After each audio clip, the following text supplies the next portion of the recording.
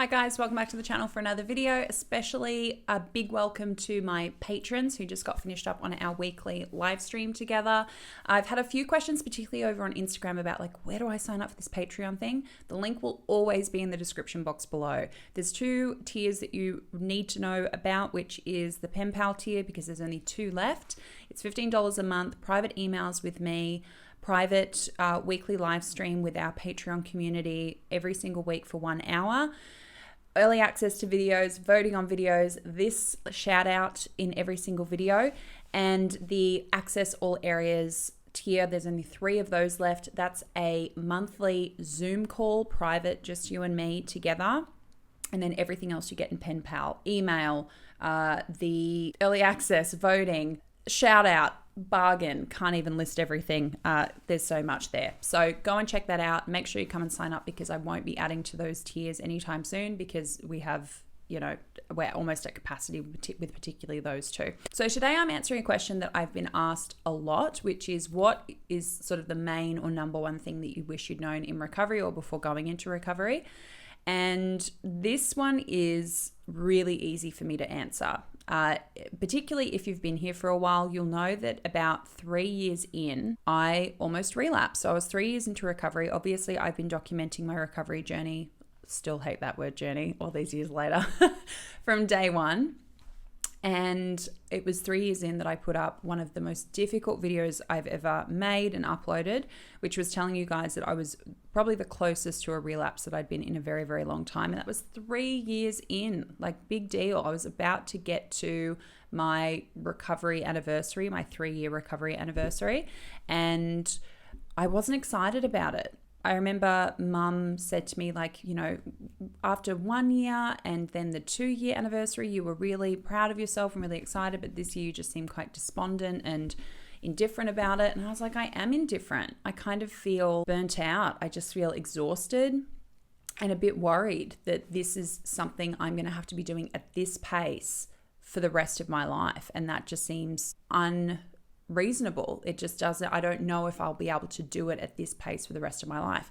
And by that, I meant that I was working as hard 3 years in to recovery as I had been in the very beginning stages, when you're first really challenging and every thought you have to be on top of it, and every behavior obviously, like, I wasn't using behaviors, but that I had to be vigilant. So I wasn't using behaviors, and I really didn't have thoughts, but I was still constantly on edge and constantly on myself and analyzing all of my thoughts and all of my choices. And is this disordered? Is that disordered? Can I go for a walk? Why do I want the burger? Should I have the burger? But now I really feel like vegetables. Is that disordered? Should I have the burger instead? It was a lot. It was as much as it had been, like I said, in the early stages. And I, for about 2 weeks, had these thoughts come up, which were like, what is the point of this? This is obviously not working, because you're still on yourself. And these thoughts of restriction started to come back in. It was like recovery was backfiring, because I was so exhausted. I was so emotionally and mentally just burnt. And it didn't turn into behaviors. It was more thoughts. I was becoming absolutely paranoid about relapsing, or about choices I was making. And I sat down and made one of the hardest videos I've had to make, which was sharing with you guys that I had come really, really, really close to a relapse. And a lot of you wouldn't know this, because I think I've made references to it, but this community is way bigger than it was back then. I think there were 2,000 people here then. And I made the video because I'd sat down and I told my sister, I think I'm the closest to relapse that I've been since I went into recovery. And we talked about it, and it turned out it was because I had this belief that I would have to recover at this pace, to this extent, with this amount of energy and focus forever. And that is because that is what I had been told. I had been told that by my doctor. I had been told that by my psychologist. I had never gone inpatient. I didn't know that inpatient was a thing. It was never, something that was probably financially possible for me. Even if I had known about it, I don't know if I would have gone. I probably would have benefited from it, probably would have helped the process a lot, but I knew nothing about recovery when I went into recovery. I was flying blind. There was really no such thing as certainly not to this extent, the recovery community. There was no real clear example of like, how can this go? What does this look like? So I'd just been muddling through based on the treatment advice I'd been given, which was, you will have this forever. You can hope for remission, but you will have to be aware of it and vigilant and on top of yourself in terms of your thoughts and your actions and your feelings when it comes to food, when it comes to behaviors, when it comes to your body, forever. And the first couple of years that seemed doable. And then it wasn't anymore. Then it was occurring to me that I'd spent all these years in my eating disorder with essentially the same energy expenditure and the same focus and the same lack of presence of mind, because I was always analyzing, right? When you in your eating disorder mind, you're always analyzing according to your rules and your rigidities and your eating disorders demands and instructions. And then in recovery, it was kind of the same thing. I was obviously medically far more safe, mentally kind of obviously exhausted, much like I was when I had an eating disorder. But it was a similar thing. It was calculating, it was analyzing, it was, can I do this? Should I do this? Am I allowed to do that? Is that because of this? Or should I challenge that? Right? Exhausting. It's like I talk about with body image when people said, like, where did you come up with the fact that you wanted to be more body neutral? And I talk about it in a video where it just occurred to me, like, okay, the function and the outcome might be different. That obviously loving my body is a better endeavor than hating it. But the focus and the preoccupation feels equally as unrealistic and exhausting. So this felt like that. Okay, sure. I would not choose my eating disorder over recovery, energy expenditure, and hamster on the wheel kind of feeling.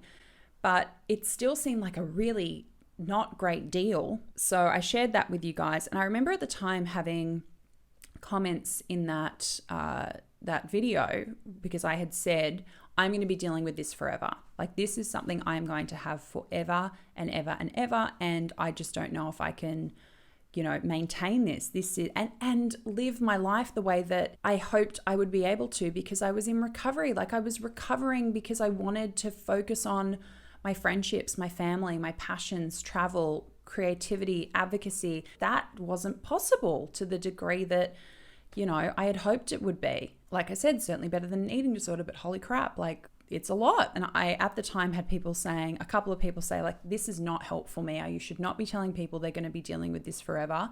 You should not be sending that message. And I initially heard that as like, don't share your struggles. And that's not what those people were saying. And it's how I responded. And if anybody who left those comments is still watching to this day, a delayed apology, but an apology nonetheless. I should not have said that. Again, it was what I had been instructed by the people who I trusted, who guided me through my recovery, who I am still to this day unbelievably grateful to. And so much of their advice and so much of their guidance saved my life. This was one area where they let me down, where a lot of you have been let down, where a lot of us have been let down, that for too long we have had a framework that just isn't relevant to eating disorders. That model, that outdated model, has been told to a lot of us, and it was told to me. And I think the more that I've worked as a coach particularly, the more I see how damaging that advice is, that approach is, how much it leaves people with the idea not only like, okay, well, I can kind of recover and that's enough because that's all I can hope for. No, there's so much more beyond that. But also people will come to me and say to me, well, what's the point? Like, why would I recover for it to be like this forever? And my answer to them is, it doesn't have to be like that forever. So my anger and my resentment has sort of grown because of now what I do professionally, and I can see what I was going through other people, and being that assurance for them and that demonstration for them that more than what they have been told by people they trust, that it's possible, which is why lived experience is so important, which is why particularly people with lived experience getting into the field is so important. And so I don't think I felt that resentment and anger for myself at the time, but I now feel it for others. And so now I can reflectively feel it for myself. So I do feel that in some ways they saved my life. I couldn't have done it without them, but to a point, because then it started to work against me. it started to put me in danger again. That is without a doubt the number one thing that I wish I'd known. To, look back now when people say to me, how long have you been fully recovered for? And I'm like, I don't know. Because I probably was or could have been. And I probably was. Like, I wasn't using behaviors. I didn't have thoughts. I just had this hyper paranoid healthy self and recovery self. So I was probably fully recovered well before I even realized. But without knowing the destination was on the map, I didn't know I was there, right? So with the discovery of Carolyn Costin, incredible Carolyn Costin, go and check out my interview with her if you haven't already, who over 7 years went through recovery on her own, no professional treatment, no therapist, nothing, just her forging ahead and sort of muddling through, which in some ways I can resonate with that. I did have a therapist, but in terms of challenging foods, in terms of challenging my rules, totally flew blind, had no idea really what I was doing. Thankfully it worked. But the fact that she was out there talking about this concept of full recovery, I truly believe saved me from a relapse. It saved me from potentially just going full on from sheer exhaustion, mental exhaustion and disappointment back into old behaviors, or potentially going there. So I settled into my recovery. I handed over the responsibility to my healthy self. I let myself go with my instinct and pick things because I knew I preferred them and wanted them and that I was safe, because I could now build up that trust with my healthy self.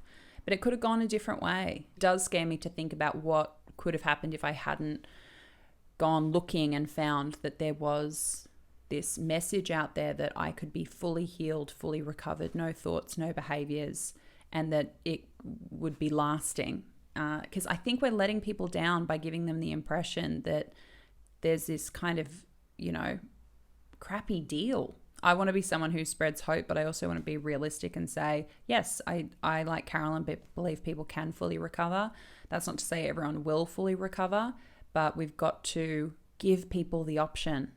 The biggest barrier, the biggest reason people don't fully recover is because they've been told that it's not possible. Makes sense, right? So I really hope that the field becomes more receptive, the more voices there are. The most important thing is that you don't fall into the trap that remission is it, quasi is it, whatever you want to call it, part of the way is it. It'll happen in your own time. It's your own process. Try to keep focused on those short-term goals. I didn't fully recover being focused on full recovery because I didn't even know it was a thing, which maybe that was a good thing. Maybe it helped that I didn't get overwhelmed by that bigger, longer term goal. Stick to your short-term goals. Keep an eye on what's directly in front of you. That incrementally is how you get to that outcome. But yeah, over time I have become more resentful of that sense of being let down in that way and what that could have meant and thankfully didn't mean. And that's why I talk about full recovery and want you to know it's possible, because it was a fork in the road for me and I want you to not go down the road I almost went down. Guys, let me know what you wish you'd known, generally, what you wish you'd been told, what would have been helpful for you going through the process, what maybe you need to hear now. Always love to hear your feedback and your experiences. Like I said, come and hang out on Patreon. It is awesome over there. Loving our live streams more than anything.